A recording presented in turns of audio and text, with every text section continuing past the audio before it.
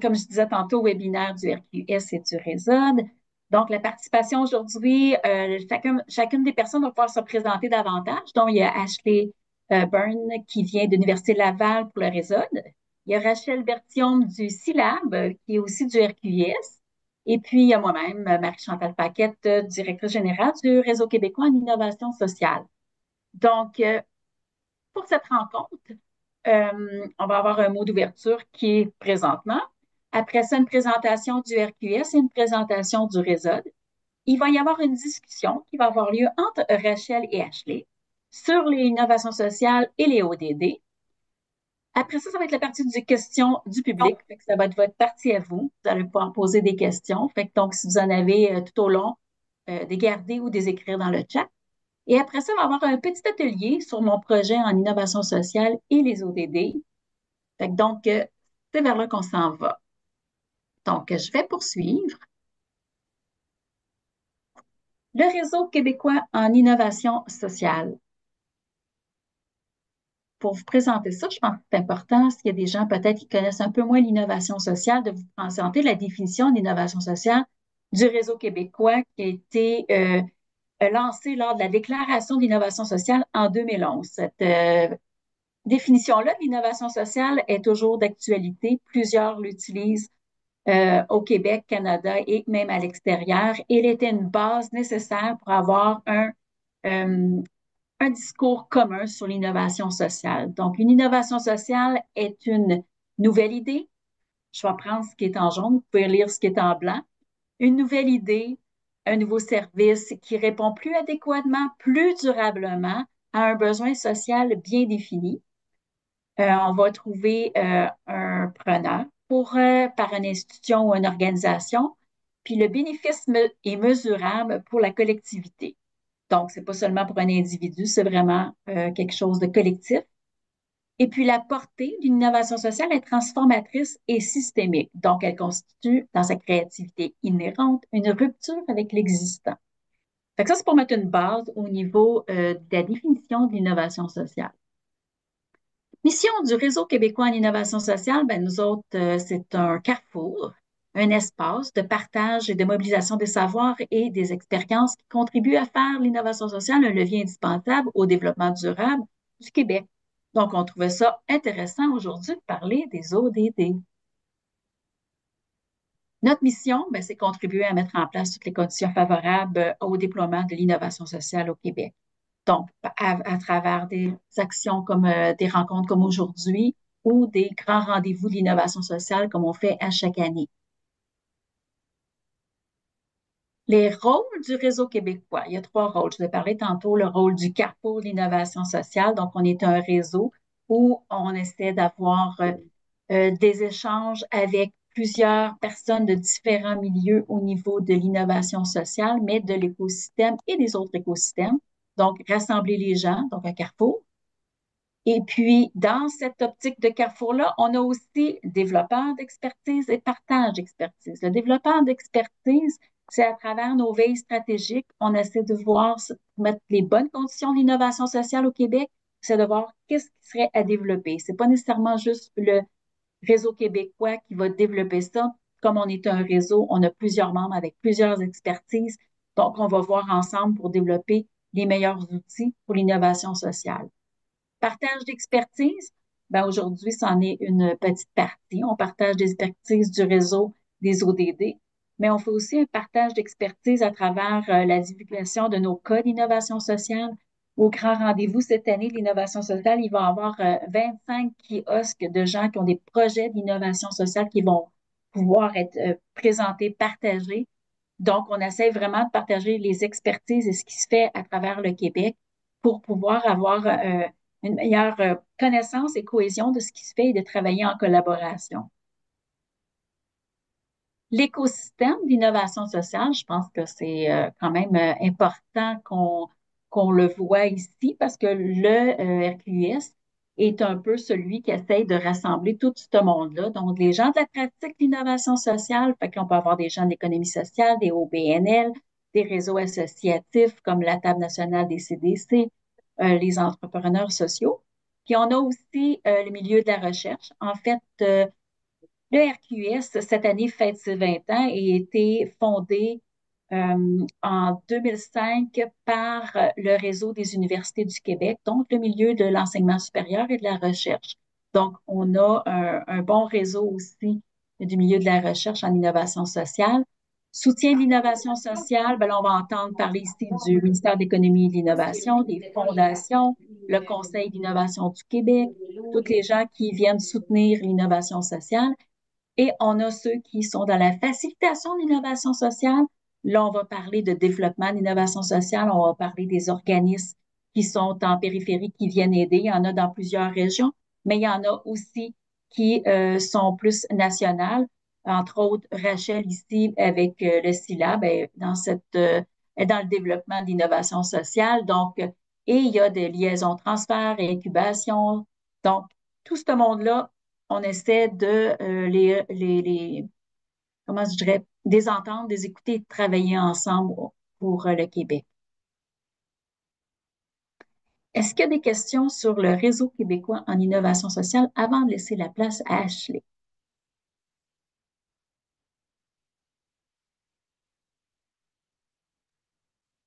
Vous avez des questions, on vous invite à ouvrir votre micro pour pouvoir la poser ou encore la déposer dans le chat que vous trouverez sous l'onglet avec les deux bulles.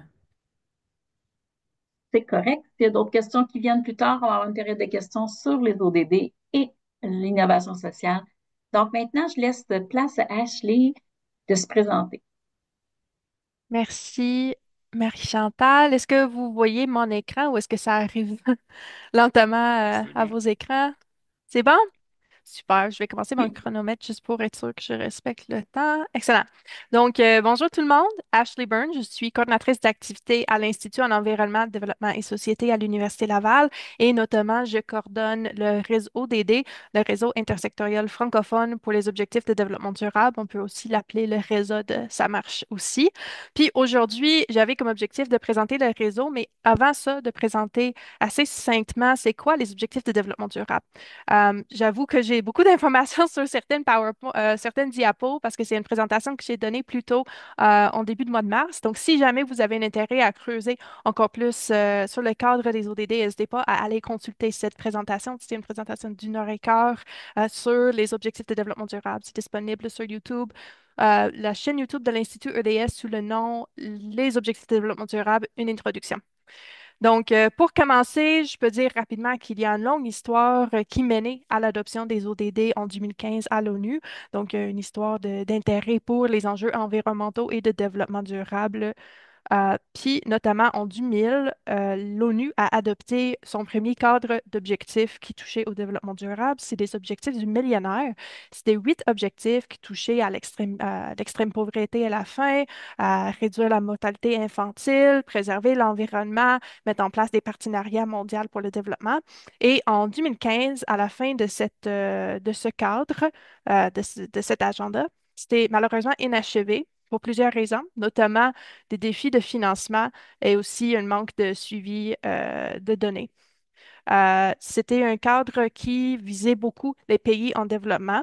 Puis malheureusement, pour les pays développés, il y avait comme peu d'intérêt à contribuer puis à agir en faveur de l'atteinte de ces objectifs. Donc, en réponse à ces critiques, les ODD ont été adoptés en 2015 dans le cadre de l'agenda 2030. 2030 étant l'année de fin de mise en vigueur de ce cadre. C'était adopté à l'unanimité par l'Assemblée générale et c'est un cadre qui est composé cette fois de 17 objectifs avec 169 cibles. Donc, chacun des objectifs a plusieurs cibles. Et puis, c'est un cadre qui touche sur 5 P, donc personne, planète, prospérité, paix et partenariat. Puis on va regarder ça en plus de détails dans un instant. Donc, très rapidement, c'est quoi le développement durable? La première définition que l'ONU a publiée, c'était dans le rapport Brundtland en 1987. Et tout simplement, c'est un développement qui répond aux besoins du présent sans compromettre la capacité des générations futures à répondre à leurs. Puis, il y avait vraiment un focus sur la pauvreté dans ce rapport-là. Donc, l'idée que le développement durable signifie la satisfaction des besoins alimentaires de tous et pour chacun la possibilité d'aspirer à une vie meilleure. Souvent, on voit ce cadre ici à l'écran, les trois piliers du développement durable. Donc, l'idée que le développement durable est à la fois euh, touche à la fois l'environnement, l'économie et la société, l'aspect social. Puis, si on arrive à avoir un développement qui est durable, cela veut dire qu'on atteint un développement qui est à la fois équitable, vivable et viable. Donc, les ODD, les fameux 17 objectifs, il y a pas de pauvreté, faim zéro, bonne santé et bien-être, éducation de qualité, égalité entre les sexes, eau propre et assainissement, énergie propre et d'un coût abordable, travail décent et croissance économique, industrie, innovation et infrastructure, inégalité réduite, ville et communauté durables, consommation et production responsable, mesures relatives à la lutte contre les changements climatiques, vie aquatique, vie terrestre, paix, justice et institutions efficaces et partenariat pour la réalisation des objectifs. Donc, on peut voir un peu déjà que chacune des trois dimensions, à la fois environnement, social et économique, ressort. Si on revient aux 5 P que j'ai mentionnés tantôt, on voit que les ODD peuvent être classés selon ces catégories-là. Donc, il y a certains qui touchent plus aux personnes, d'autres à la prospérité, d'autres à la planète. Une, ODD 16, touche à la paix, puis le partenariat et l'ODD 17. Puis à droite, on voit une autre représentation des ODD qui est le modèle gâteau de mariage ou wedding cake que le Stockholm Resilience Center a produit. Puis encore une fois, on réorganise les ODD cette fois-ci pour présenter le biosphère. Alors les ODD qui touchent plus à la planète sont dans le fond, ensuite la société, l'économie et l'ODD 17 est comme un fil conducteur qui traverse ces trois domaines-là ou les trois dimensions du développement durable parce que c'est nécessaire pour les atteindre tous. L'idée ici étant que si on n'a pas d'environnement, on n'aura pas de société, puis si on n'a pas de société, on n'aura pas d'économie. Donc, tout revient à l'environnement. Très rapidement, une autre moyenne de voir les ODD, c'est ici le démarche de l'Institut EDS. On a intégré ici la théorie de Bain, qui est l'idée qu'il y a un plancher social et un plafond environnemental. Et si on atteint les objectifs de développement durable, on va se trouver entre les deux. Donc, on va vivre un développement qui permet à tous d'avoir une certaine qualité de vie, d'avoir accès aux soins de santé, avoir assez à manger, de l'abri, etc. Mais en même temps, on ne va pas développer d'une façon qui dépasse les les différentes limites planétaires. Donc, on se trouve à l'intérieur du bain.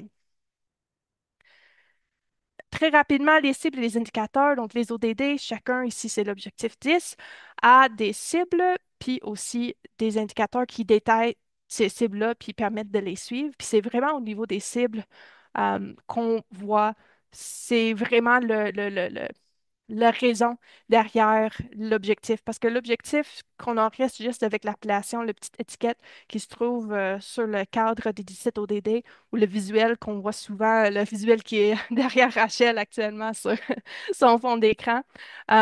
On peut se questionner sur, mais qu'est-ce que cela veut dire, dans quel sens? Donc, c'est vraiment au niveau des cibles et des indicateurs qu'on a tous les détails qu'il faut pour bien comprendre les ODD.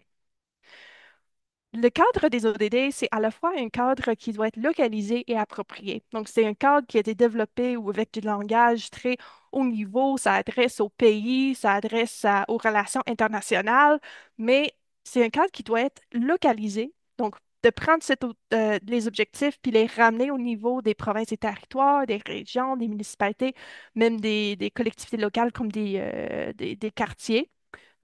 Puis, ça doit être approprié aussi. L'appropriation, c'est l'idée de prendre les ODD puis les appliquer dans des contextes non gouvernementaux, comme des entreprises, des OBNL, des milieux de l'éducation et de la santé, etc. Et les ODD sont très, très interconnectés. On voit ici avec l'ODD 11 quelques exemples au niveau des cibles 11.1, 11.2, quels ODD peuvent être évoqués par ces indicateurs-là. Puis en bas d'écran à gauche, on voit un exemple d'un indicateur qui se trouve à la fois répété dans le cas de l'ODD 1, l'ODD 11 et l'ODD 13. Donc les ODD en soi sont super interreliés.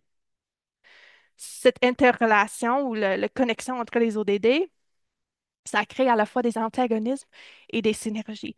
Donc, certaines ODD, comme si on prend par exemple l'ODD 4, l'éducation de qualité, si on donne plus d'accès à l'éducation, on va probablement renforcer notre économie. Donc, ça a un impact positif sur l'ODD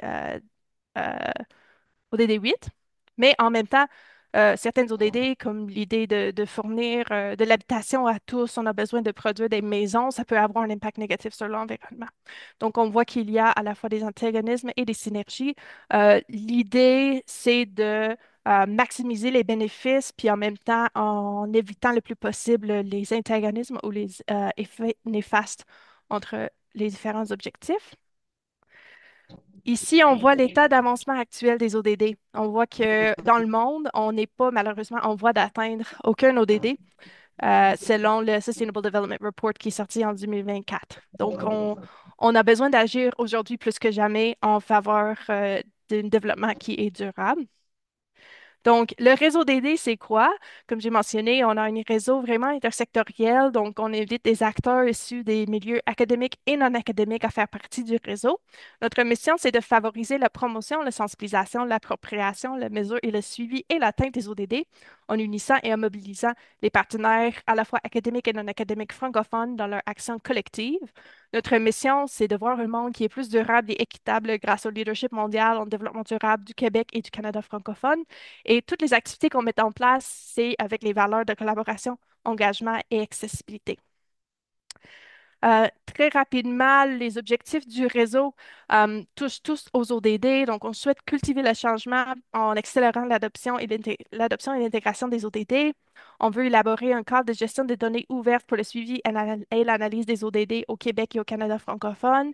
Tracer des trajectoires d'action, donc faire rayonner des exemples de réussite par rapport aux ODD de la francophonie canadienne et aussi tisser des liens, donc permettre des synergies durables entre les organisations qui agissent en faveur des objectifs de développement durable.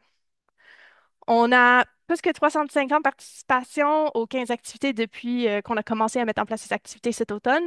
On fournit entre 2 et 3 activités aux membres par mois. Et aujourd'hui, on a plus que 200 personnes adhérées à nos différents outils de diffusion. On a aussi lancé tout récemment une nouvelle communauté de pratique pour les municipalités durables, puis on continuera à l'avenir à lancer plus de communautés de pratique, en mettant en place plus d'activités, notamment en présentiel, puis aussi au niveau pan-canadien. Donc, si jamais vous avez de l'intérêt, je passe rapidement à travers notre comité d'orientation qui est très interdisciplinaire et représente plusieurs secteurs. Si jamais vous avez de l'intérêt à devenir membre du réseau, vous pouvez scanner le code QR ici ou vous pouvez aller sur la page web de l'Institut EDS puis trouver le réseau d'aides ou nous écrire à réseaudd@ulaval.ca. Puis ça nous ferait plaisir de vous compter parmi nous et notre communauté. Merci.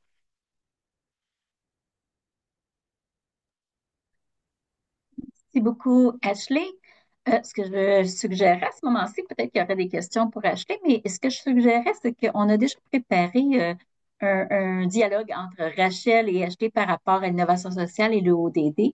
Puis, je vous propose de le commencer tout de suite. Donc, je vous laisse, Rachel, Ashley, bien vouloir animer cette partie-là au niveau de l'innovation sociale et ODD. Ben, merci beaucoup, Marie-Chantal, pour la mise en contact aussi, puis l'opportunité de pouvoir parler d'innovation sociale et développement durable. Je pense que déjà dans la présentation de Ashley, quand tu as présenté le lien entre les grandes structures, mais qu'au final, la meilleure manière de le faire vivre puis d'appliquer, ça va se passer plus dans nos milieux, directement dans nos localités, nos MRC, nos milieux régionaux. Et c'est là qu'il faut que ça atterrisse. Ben, ça me permet tout de suite de te poser la question, quel est le lien au-delà de ça qu'on devrait faire entre ODD puis innovation sociale? Très bonne question. Moi, je vois un lien assez clair entre ODD et l'innovation sociale. La société civile, le secteur privé, le secteur public commencent à reconnaître de plus en plus que notre système économique, nos façons de faire, notre système de production commence à démontrer des failles incontournables. Et surmonter ces failles demandera des changements significatifs niveau systémique. Euh, faut vraiment changer comment on vit, nos façons de faire. Puis c'est ça, l'innovation sociale, c'est de repenser, retransformer comment on réalise notre développement, mais aussi notre société, comment on collabore même en tant qu'humain. Alors, le développement durable, ça demande que toutes et tous peuvent combler leurs besoins de manière égalitaire à travers le monde, que personne n'est pas laissé de côté. Puis les ODD permettent d'identifier euh, les failles qu'on voit dans le système encore plus facilement, avec un petit peu plus de granularité. Et l'innovation sociale émerge souvent comme un phénomène essentiel pour l'atteinte des objectifs de développement durable aussi. J'ai fait un petit peu de recherche la semaine passée parce que moi, je viens pas de la discipline de l'innovation sociale, je suis pas très connaissante de tout ce qui est l'IS. Euh, Puis j'ai trouvé deux études notamment qui étaient très intéressantes par rapport à l'innovation sociale et les ODD. Une première étude, c'était de Eichlet et Schwartz en 2019. Puis ils ont étudié 128 innovations sociales et trouvé que sur ces 128, il y avait 115 innovations sociales qui avaient impact direct comme solution potentielle pour au moins un des objectifs de développement durable. Et ces auteurs ont donc conclu que l'innovation sociale, c'est une solution directe ou c'est complètement aligné avec les objectifs de développement durable. Alors, d'autres arguments, en même temps que les ODD, c'est un cadre qui permet de voir le lien direct entre l'innovation sociale et le développement durable. Une autre étude que j'ai trouvée qui était très intéressante, c'est de Garcia Flores et Martos en 2023, ont identifié des différents areas of social innovation impact, donc des différentes sortes de thématiques ou disciplines d'impact par l'innovation sociale. Et ils ont pu associer ces différents volets, axes, disciplines avec au moins un des objectifs de développement durable, ce qui renforce encore l'idée que l'innovation sociale est primordiale pour l'avancement des ODD. Euh, donc, parce que souvent, quand on pense à l'innovation sociale, peut-être on oublie qu'il y a aussi un lien avec l'environnement. L'environnement en soi, c'est un enjeu, ça peut être un enjeu social. Quand on regarde l'inégalité qui découle du fait que c'est les personnes qui contribuent les moins à la génération des GES au monde qui souffrent le plus des effets des crises climatiques, l'environnement devient certainement un enjeu social. Comme oui, ça c'est clair au niveau international. Les pays les moins riches souffrent le plus des changements climatiques actuellement. Mais même à l'intérieur de nos communautés, c'est souvent les personnes, par exemple, en situation d'itinérance qui, lors d'une vague de chaleur ou des inondations, risquent d'être les plus touchés, les plus impactés. Puis c'est pas eux qui conduisent leur gros camion puis qui produisent des GES.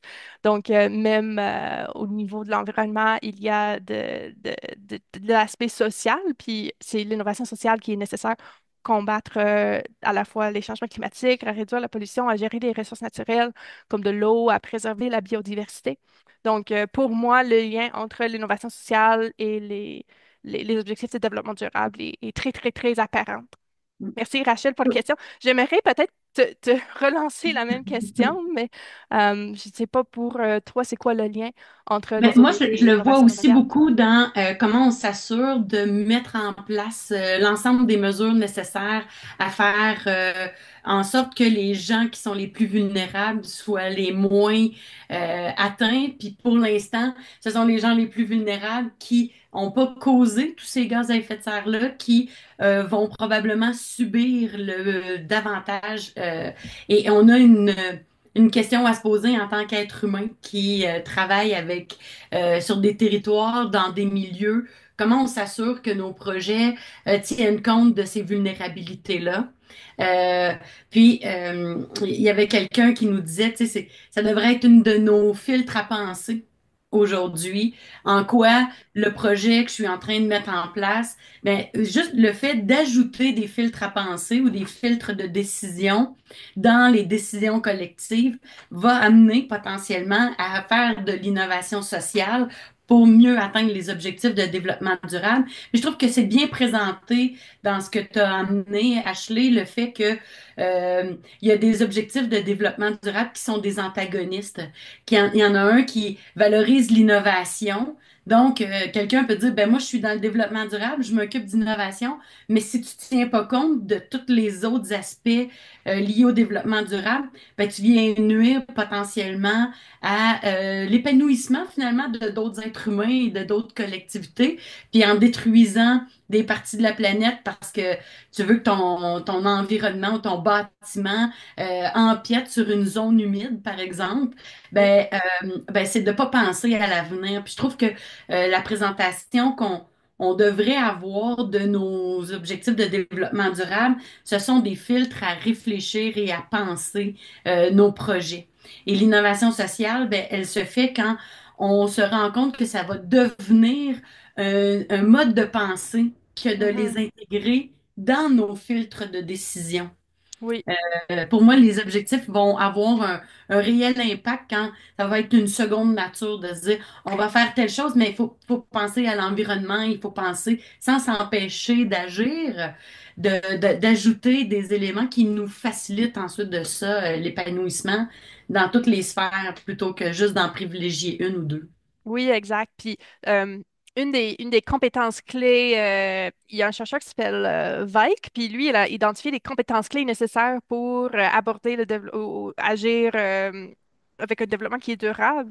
Puis une des principales compétences, c'est d'avoir un regard systémique sur l'enjeu ou la question sur lequel on est en train de travailler. Donc, si on n'est pas capable de voir toutes les répercussions, tous les impacts potentiels, positifs ou négatifs, qui vont au-delà de peut-être notre impact direct qu'on va Oui. avoir, mais là, on risque d'avoir des impacts négatifs ou même il y a des impacts positifs qu'on voit pas tout de suite qui peuvent être renforcés, multipliés en renforçant certains aspects de notre projet.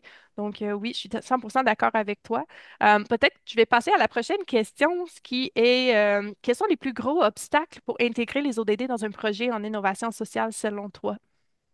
Pour moi, les plus gros obstacles, c'est la limite. La limite de temps, la limite d'argent, on va toujours revenir à la limite de ressources, mais c'est aussi la limite de compréhension de ce qu'on peut faire pour agir dans un sens lié aux objectifs de développement durable. Quand on connaît pas, on peut pas dire j'aurais pu y penser. Tu peux pas y penser si tu as pas entre les mains la connaissance pour la mise en action. Fait que moi, pour moi, l'humain, son plus grand obstacle, c'est la méconnaissance.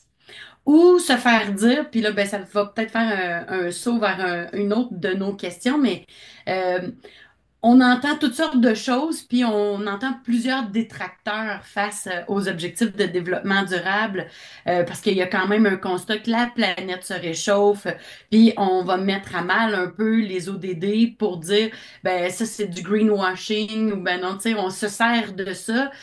Mais fondamentalement, c'est une plaque de réflexion.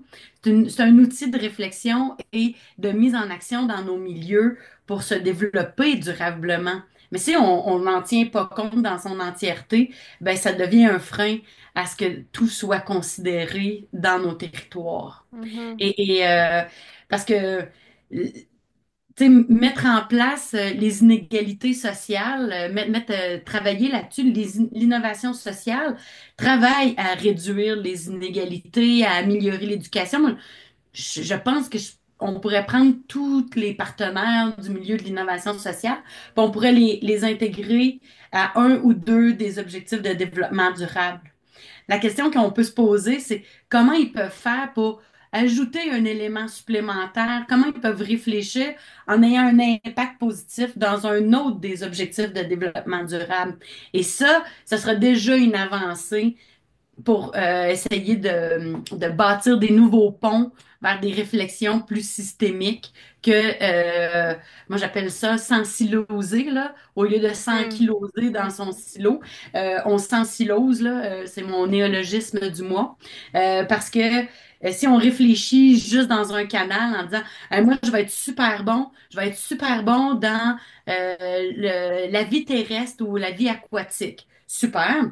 Là, tu développes plein de machines pour aider ton milieu aquatique, mais tu te poses pas la question si ça a un impact sur le milieu terrestre. Est-ce qu'on est en train de prendre une communauté vulnérable qui vit de la pauvreté, on les sort de leur milieu, trouvent plus d'appartements, plus de logements, les répercussions qu'on a. Donc, le plus gros frein à l'atteinte des objectifs, c'est la méconnaissance et la difficulté à penser de façon systémique à nos projets, puis de s'en Mhm. siloser dans son silo, puis de dire, ben moi, c'est là-dessus que j'agis, puis ça finit là. Je pense Mhm. qu'on peut faire des projets en énergie, puis d'avoir des répercussions sur la lutte à la pauvreté en même temps. Tu sais, je Mhm. suis allée en Californie pour un voyage, puis tous les espaces où il y avait des éoliennes, puis des panneaux solaires pour pouvoir capter, là, il y avait des moutons. Puis ils étaient mêlés dans un environnement qui s'auto-donnait une chance d'utiliser les mêmes terres pour plusieurs organisations, plusieurs occupations. Et ça, c'est là que tu vois, OK, on a pensé lier des besoins Mhm. plutôt que de restreindre à une seule utilité le soin de faire Mhm. quelque chose. Puis avec la population qui agrandit à tous les jours, puis les besoins alimentaires, ben on n'a pas le choix de penser autrement si on veut Mhm. aider. Puis Ouranos a fait un beau travail aussi pour présenter les enjeux liés à la vulnérabilité des personnes. Ah, OK.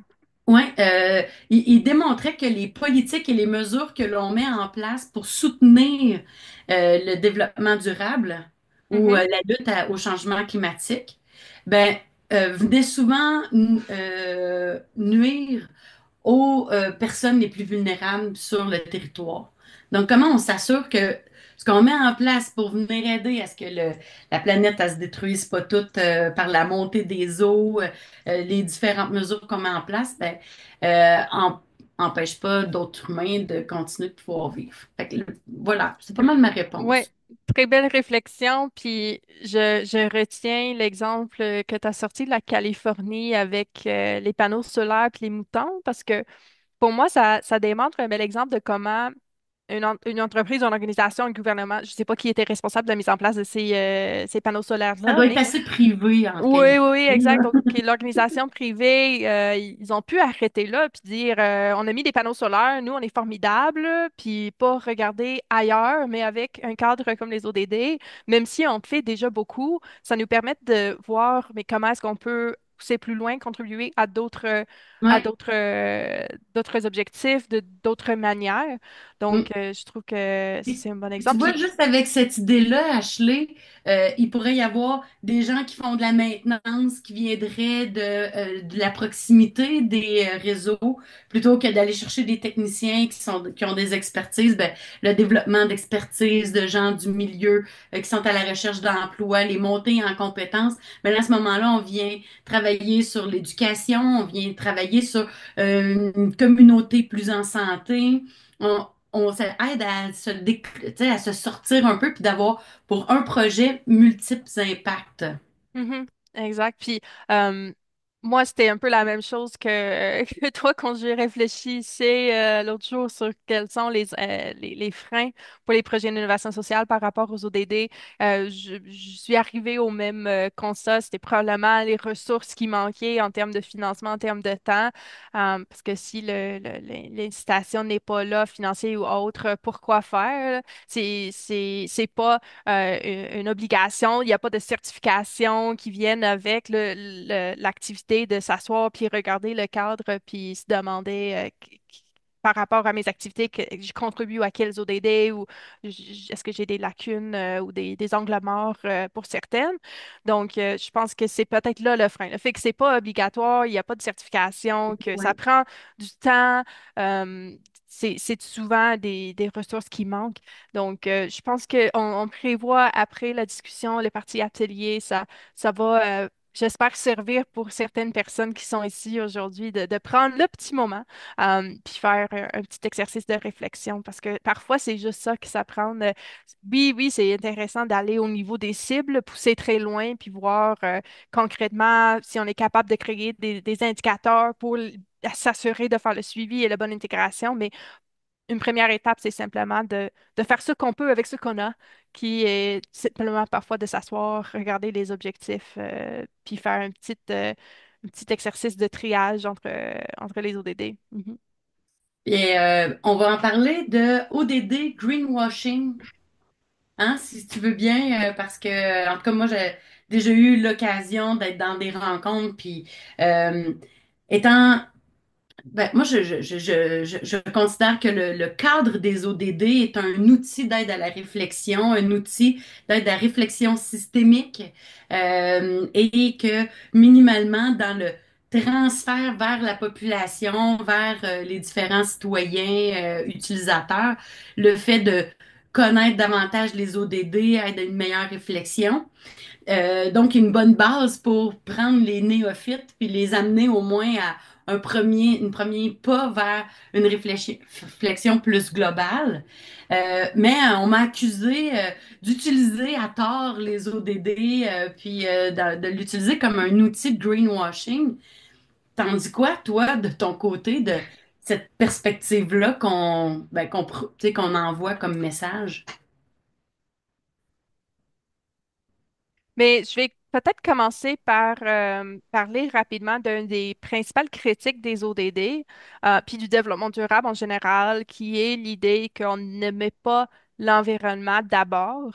Il y a beaucoup de monde qui croit que développer de moyenne ou d'une autre, c'est pas la bonne piste, puis il faut comme rentrer dans le décroissance, puis mettre l'environnement complètement comme le focus à n'importe quel prix. Euh, Puis c'est un peu ce qui a été présenté avec le gâteau de mariage tantôt dans ma présentation, l'idée que l'environnement est vraiment central. On peut pas être un être humain vivant sur Terre si la planète est complètement brûlée. On est tous d'accord avec ça. Mais je trouve que c'est quand même un paradoxe parce que, ou une espèce de cycle vicieux. Je ne sais pas comment le catégoriser, mais protéger l'environnement, ça demande un focus qui sera seulement possible quand les besoins des êtres humains sont comblés. Comme en tant qu'un pays, si ma pays est en guerre, s'il y a de l'instabilité politique, économique, comment est-ce que le gouvernement de ce pays-là va prendre les décisions pour mettre l'environnement d'abord, puis prendre des décisions qui par exemple, réduisent l'exploitation des ressources naturelles. Mais moi, si mon pays souffre, puis on n'a pas une économie assez stable pour nourrir tout le monde, on ne va pas prendre cette décision-là. Donc, puis en même temps, à l'envers, si on n'est pas capable, si on ne comble jamais nos besoins, euh, comme, De base. mais c'est ça, c'est comme un- on ne sera jamais en mesure de mettre l'environnement d'abord si on ne comble pas nos besoins, puis on comblera jamais nos besoins si on ne protège pas l'environnement, parce qu'éventuellement, on va épuiser les ressources naturelles, puis il n'y aura plus de développement de possible. Donc, c'est vraiment un paradoxe, une sorte de cycle vicieux. Donc, je commence avec cette critique-là, l'idée que l'environnement, pour certaines, doit être vraiment mis d'abord, mais les ODD, ça nous force à la fois prioriser le plus possible les deux aspects. Puis c'est pour ça que j'aime le modèle de bain, l'idée que ça demande un certain développement en tant que, en tant que société pour permettre aux gens de prendre le temps et réfléchir à l'environnement, puis comment on agit sur notre planète. Euh, Par rapport au greenwashing, bluewashing, c'est un autre terme qu'on entend de plus en plus par rapport aux enjeux sociaux. Euh, c'est... Les ODD peuvent être utilisés à ce fin-là parce que, comme j'ai mentionné tantôt, il n'y a pas de certification. Il n'y a aucun audit qui est fait. Il y a pas de suivi qui vienne d'une, euh, d'une ferme externe qui va juger est-ce que vous avez vraiment contribué à cet ODD-là? Vous venez de sortir ce rapport-là, on n'est pas sûr. Puis l'autre enjeu, c'est que le cherry picking des ODD, l'idée que en tant qu'entreprise ou en tant qu'organisation, en tant qu'ODD, pas ODD, OBNL, je contribue à l'ODD 4, l'ODD 8, puis l'ODD 9. On est formidable, on contribue aux ODD. Mais si vous ne prenez pas le temps pour réfléchir, pour regarder vraiment le cadre au complet, vous ne pouvez pas nécessairement mettre de l'avant le fait que vous contribuez à ces ODD-là parce que peut-être vous avez des impacts négatifs sur d'autres. Mm. Ou peut-être, puis je, ré- je, je, je précise que il n'est pas obligatoire de contribuer à chacun des ODD. Si on peut, c'est une bonne chose, oui. Mais parfois, un ODD n'est pas pertinent pour moi en termes de les activités que je fais dans mon organisation, en termes des besoins. Peut-être dans mon contexte à moi, il n'y a pas un besoin extrême par rapport à, par exemple, l'ODD 7 d'énergie. Au Québec, souvent, l'ODD 7 est mis de côté parce qu'on a une belle ressource d'énergie renouvelable. C'est pas pour dire qu'on est parfait, mais souvent cet ODD-là n'est pas mis en priorité pour cette raison. Ouais, Mais sauf que comme tu viens de dire, l'énergie au Québec, par contre, on est des très grands utilisateurs. Puis c'est ça. si on va dans un autre pays, on ferme les lumières, on n'a pas des maisons qui sont Oui, suréclairées. Disons que la ressource étant accessible, mm, on la surutilise peut-être oui, plutôt que de l'utiliser à bon escient, puis oui. répondre à des besoins de base, encore une fois. Oui, mais heureusement, le gouvernement commence à reconnaître de plus en plus la nécessité d'une sobriété énergétique, mais c'est vrai qu'on est sur une trajectoire de consommation qui continue sans arrêt. Mais tout ça pour dire que oui, les ODD peuvent être utilisés à des fins de greenwashing, mais sinon, qu'on prend le cadre au complet puis on l'étudie comme il faut, qu'on ne laisse pas certaines ODD de côté sans avoir une vraie réflexion. C'est correct si on ne contribue pas à ces ODD-là, mais pourquoi pas le dire explicitement comme cet ODD-là, on trouve que nos activités touchent moins à ça, ou pour nous, c'est pas une priorité pour le moment. Au moins être transparente au lieu de juste choisir deux toits puis dire on est formidable. Donc, Exact. ouais. Puis on est capable de lier peut-être d'autres promoteurs à nos propres projets pour à faire des partenariats pour agir sur plusieurs aussi. Tu sais, des fois, si nous, comme organisation, on a de la difficulté à intégrer des ODD, bien, il y a peut-être une force en se mettant, en se mettant ensemble. On annonce comment il va y avoir des grandes transformations sociales tu sais, on les voit dans les appels à projets, on les voit dans les écrits aussi de différentes grandes institutions. Mais on annonce quand même trois grandes transformations.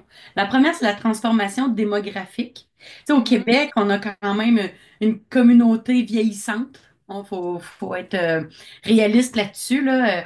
Moi, je suis dans le Bas-Saint-Laurent, puis je suis aux côtés de deux MRC qui sont considérés comme des hauts lieux de personnes vieillissantes. Là, le niveau de l'âge est très important. Puis, il y a des besoins nouveaux qui se présentent. Puis, il y a des défis nouveaux aussi. Plus de personnes à la retraite, moins de personnes pour pouvoir déjà combler les besoins. mhm. Je vais te poser des questions en lien avec comment on peut réfléchir les ODD à travers ces transformations-là sociales qui s'en viennent. La deuxième, c'est la transformation écologique. Donc, tu as commencé à l'aborder en disant les ODD, on dit qu'il y a son petit côté qui ne met pas l'environnement d'abord et parfois un enjeu, mais comment bien réfléchir avec les ODD peuvent aider à la transformation écologique de nos milieux. Puis le dernier qu'on nous parle puis qu'on nous promeut beaucoup, c'est la transformation technologique. Donc, à nouveau, comment les ODD peuvent contribuer à ce on passe à travers une transformation techno sans mettre de côté toutes les autres parties des ODD. Je pense que ça revient encore une fois à l'idée que les ODD, ça permet une perspective, euh, ça permet d'avoir un regard holistique sur ces trois grandes transformations, parce on les vit simultanément. On dit souvent qu'on est en période de multicrise, mais on est aussi en période de multitransformation. Puis en adoptant une perspective qui prend en compte les ODD, ces transformations seront prises un peu par défaut, prises en compte également. Les ODD, ça parle des enjeux liés pas explicitement à la santé, un petit peu dans certaines ODD, dans les cibles, ça parle de l'inclusion sociale, peu, peu, peu importe, puis l'âge, je pense, est mentionné. Mais quand on regarde le vieillissement de la population, ça touche à l'ODD 3 sur la santé, l'ODD 10, 11 et 16 par rapport à l'inclusion et l'accessibilité de ces personnes, soit dans leur communauté, soit dans les systèmes de gouvernance, donc d'avoir une voix, une représentation. Puis ODD 10 sur l'économie et l'emploi décent aussi. Euh, Pas pour dire que les personnes âgées devraient travailler, mais je pense que c'est une question qui deviendra de plus en plus prise en compte. Parce que les gens décident de prendre leur retraite de plus en plus tard, surtout en ce moment-ci, un peu d'instabilité économique. Donc, de prendre en compte cette population-là dans le marché de travail pour assurer qu'ils ont les droits, puis sont bien accommodés et bien traités. Pour la transformation écologique, c'est encore une fois la même chose. On pourrait argumenter que ces trois transformations-là sont des transformations que on les voyait venir. C'est pas une belle surprise, c'est vraiment quelque chose qu'on voyait arriver, incluant le réchauffement de la planète.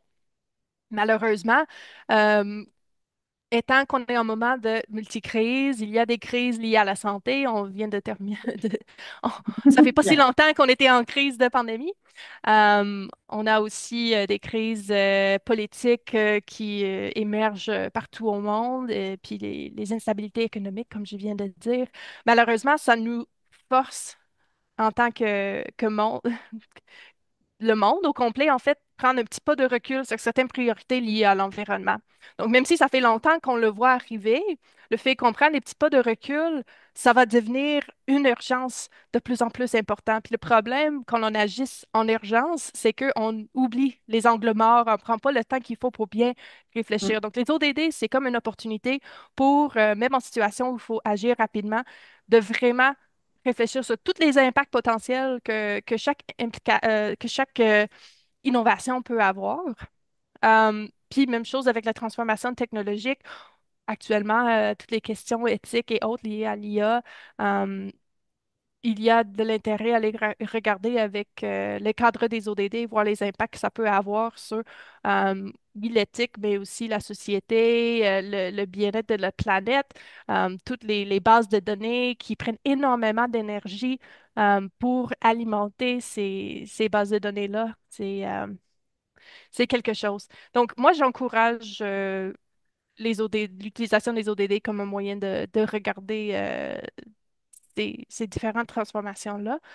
Euh, je vais répéter encore une fois que les ODD, c'est pas un cadre idéal ou parfait, mais c'est comme, selon moi, une des meilleurs outils qu'on a actuellement, surtout étant donné que c'est un cadre qui a été adopté au niveau mondial, international, donc c'est un langage commun.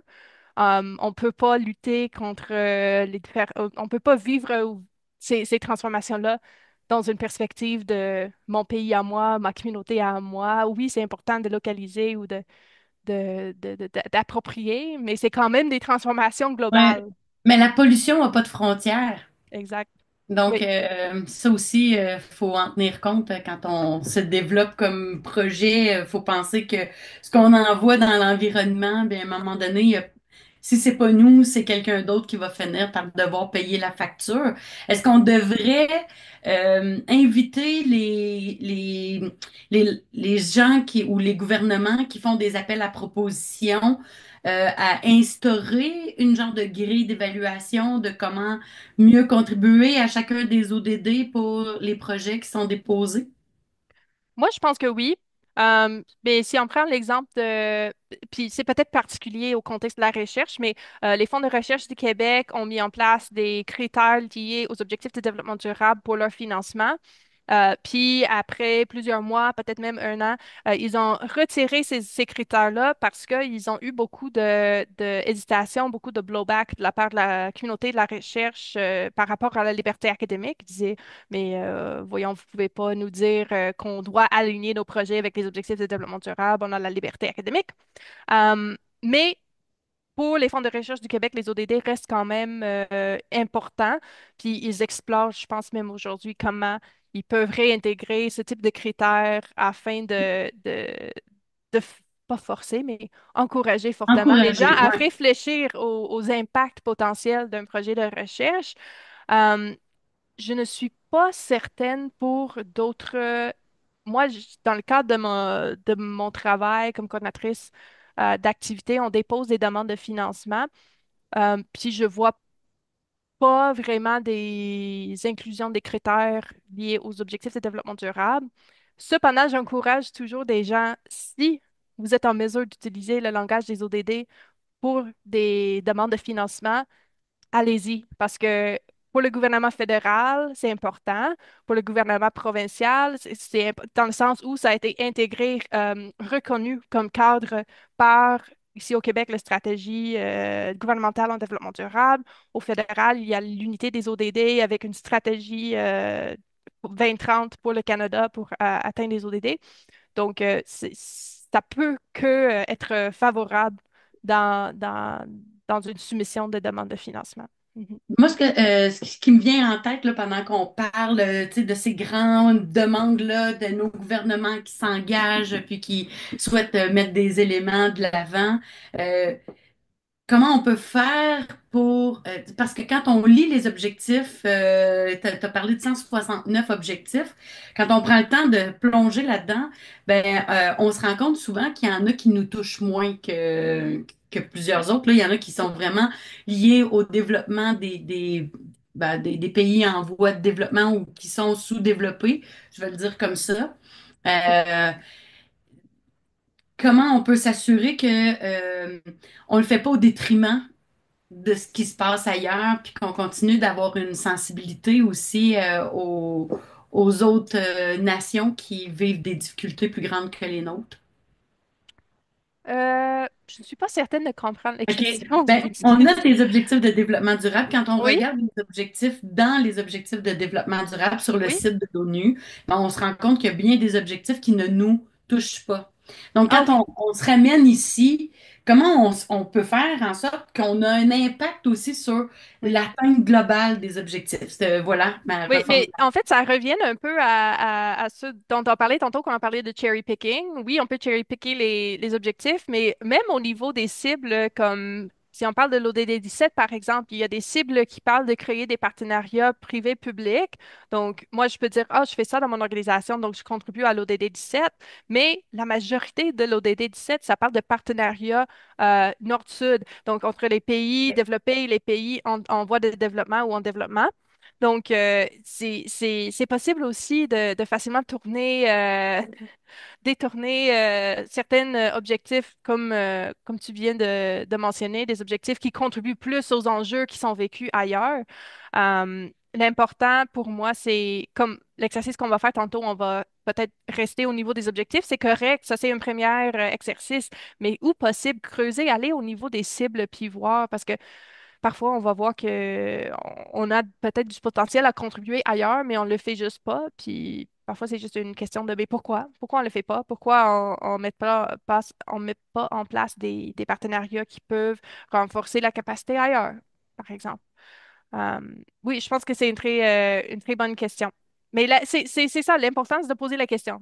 Oui. Si c'est pas pertinent pour nous, au moins de savoir que c'est pas pertinent puis pourquoi, puis justifier pourquoi. Puis de toujours poser la question, mais est-ce que ça pourrait être, est-ce qu'on pourrait contribuer? Mm. Oui, puis comme on peut toujours en faire un peu plus qu'un peu moins. Oui, Mm. exact, exact. Mais Rachel, j'aimerais te poser une question parce que je trouve qu'on parle beaucoup de développement durable, mais je veux parler aussi de l'innovation Oui, sociale. oui, Puis toi, tu es cofondatrice de Scilab, oui, puis tu as aussi comme titre conseillère en innovation ouverte. Puis oui. moi, quelqu'un qui est moins connaissant de tout ce qui est innovation sociale, je voulais savoir, c'est quoi la nécessité de garder l'innovation sociale ouverte? Ce Oui. mot-là, ça a l'air très important, puis je veux savoir, comprendre un peu plus pourquoi. Ben, moi, je suis pas contre la propriété intellectuelle, mais je suis davantage pour le partage de la connaissance parce que ma connaissance, elle est bâtie sur la connaissance de quelqu'un d'autre et la connaissance des autres. Donc, si je développe de la connaissance, si je peux la rendre accessible à d'autres, j'aide à accélérer la capacité de d'autres à faire mieux dans leur propre milieu. Donc, j'ai aussi été fondatrice du LLIO, le Laboratoire en innovation ouverte. Puis, tu sais, dans la vision d'un monde très ouvert, ben, la COVID l'a vécu un peu ce soutien-là à l'innovation ouverte où on a vu plein de gens de la communauté techno fournir des portions de leur ordinateur pour pouvoir calculer les données, pour être capable de trouver le bon ADN de vaccin. Donc, la communauté ensemble, lorsqu'elle se partage de la connaissance, elle devient plus forte ensemble et donc est capable d'agir davantage. Et je suis pour cette façon-là de réfléchir si on veut arriver un jour à des résultats de changement dans notre société. Donc, l'innovation ouverte, c'est souvent on dit l'innovation, elle est fermée dans nos groupes d'ingénierie, dans nos entreprises. Ben, elle commence à ouvrir le jour où les ingénieurs considèrent que les autres peuvent apporter à leur projet puis qui ont des connaissances peuvent être utiles à un déploiement de nouveaux produits, de nouveaux services.